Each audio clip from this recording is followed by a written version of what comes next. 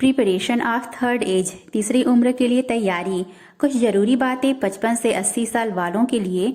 तीसरी उम्र लगभग 55 और 80 की उम्र के बीच की मानी जाती है, जो आमतौर पर सेवानिवृत्ति से थोड़ा पहले से ही शुरू हो जाती है।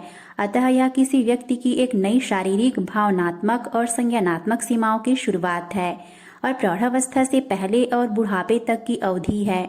वैसे तो इसे व्यस्तता का गोल्डन वर्ष माना जाता है, क्योंकि इस समय अक्सर लोगों की जिम्मेदारियां पहले की तुलना में कम हो जाती है, मगर लापरवाही भी बढ़ जाती है। फलस्वरूप जब पर्याप्त वित्तीय संसाधनों और अच्छी शारीरिक और मानसिक स्वास्थ्य आत्मिक पूर्ति की संभावनाएं कम होना आशंकित होने लगता है, तो व्यक्तिगत स्तर पर परिणाम गड़बड़ हो सकता है।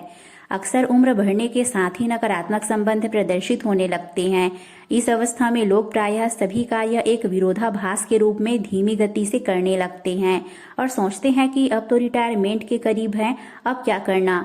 इससे उनके जीवन कलाओं के प्रसंस्करण में गिरावट आने लगती है और साथ ही स्वायत्तता, संज्ञानात्मक प्रक्रियाओं का स्तरीकरण, ज्ञान और जीवन प्रबंधन में बाधा होने लगती है। वास्तविकता यह है कि सेवानिवृत्ति के पश्चात लोग पैसे से अमीर तो हो जाते हैं, लेकिन अक्सर बचा समय दर्द, अवकाश या बिना किसी उद्देश्य के बिताया जाता है, जो उतना ही गलत और हानिकारक है।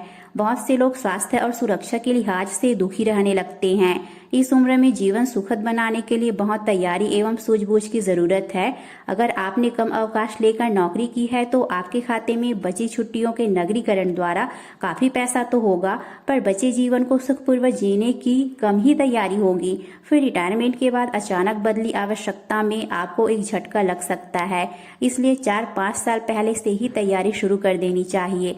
सबसे पहले तो मान लेना चाहिए कि आपकी उम्र हो रही है, अर्थात आप बुजुर्ग हो रहे हैं, इसलिए अनेक बातों में संयम बरतने की जरूरत होने लगती है। अच्छा आहार, व्यायाम और एक हंसमुख दृष्टिकोण, स्वास्थ्य की सही देखभाल, सकारात्मक दृष्टिकोण और आशावादी सोच आदि आपकी उम्र को तेजी से छूने से रोक सकती है।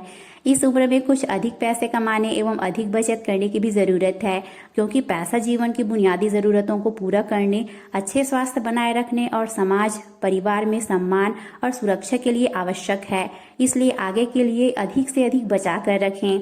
अभी तक आपने यदि दूसरों के लिए ही काम किया है, तो अब अपने लिए, पति पत्नी सहित भी जी लीजिए। अधूरे सपने पूरा करने की योजना बनाइए और धार्मिक, सामाजिक, व्यावसायिक, पर्यटन अथवा अपने विकास के कार्यों को कर डालिए, ताकि आगे आने वाले झंझटों से आप बच सकें। आगामी जरूरतों की एक सूची बना लें और उन सभी की व्यवस्था कर लीजिए। किसी पर निर्भर रहना अथवा किसी से आशा करना कहीं न कहीं दुख का कारण बन सकता है। बुजुर्ग लोगों की अनेक बौद्धिक जरूरतें भी प्रकट होती हैं, क्योंकि सेवानिवृत्त होने के बाद उसे शिक्षा और कौशल विकास से बाहर कर दिया जाता है। तीसरी उम्र का समय सीखने सिखाने का होता है।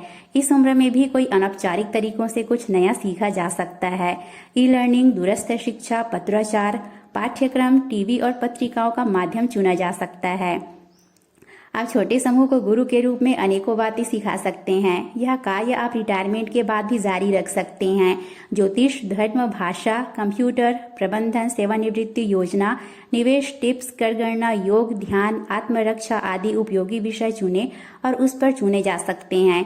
अच्छे स्वास्थ्य के लिए उम्र बढ़ने के साथ शारीरिक परिवर्तन अधिक ध्यान देने योग्य है। हड्डियां अधिक भंगुर तो मांसपेशियां कमजोर हो जाती है। कम सुनाई देना और दृष्टि विफलता और उच्च रक्तचाप हो सकता है। नियमित स्वास्थ्य परीक्षण एवं समय से इलाज में ना चूकें। आप में शारीरिक ऊर्जा का एक भंडार होना चाहिए।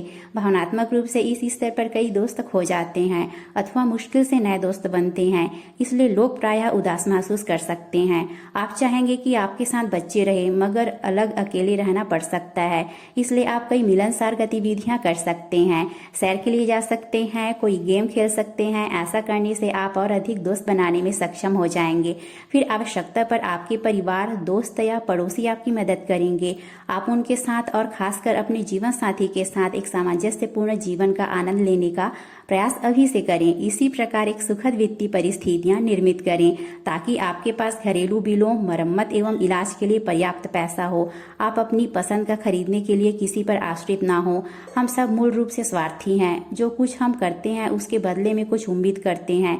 इसका भी ध्यान रखना पड़ेगा। ऐसी जगह निवास बना लें जहां स्थानीय दुकान, चिकित्सा और मनोरंजन सहज उपलब्ध हो। व्यक्तिगत चीजों के लिए तत्पर रहिए। जीवन में एक भूमिका देने के लिए आपके पास वैतनिक या अवैतनिक काम या धार्मिक या सांस्कृतिक कार्यकलाप भी हों, ताकि आप समग्र और अधिक समय तक अपने जीवन का आनंद ले सकें। आशा करती हूँ ये बातें आपके लिए उपयोगी साबित होगी। ये वीडियो अच्छी लगे तो इसे जरूर से लाइक करें, अपने दोस्तों के साथ शेयर करिए और इसी तरह के कंटेंट के लिए हमारे चैनल को जरूर से सब्सक्राइब कर लीजिएगा। आप सभी का बहुत बहुत धन्यवाद।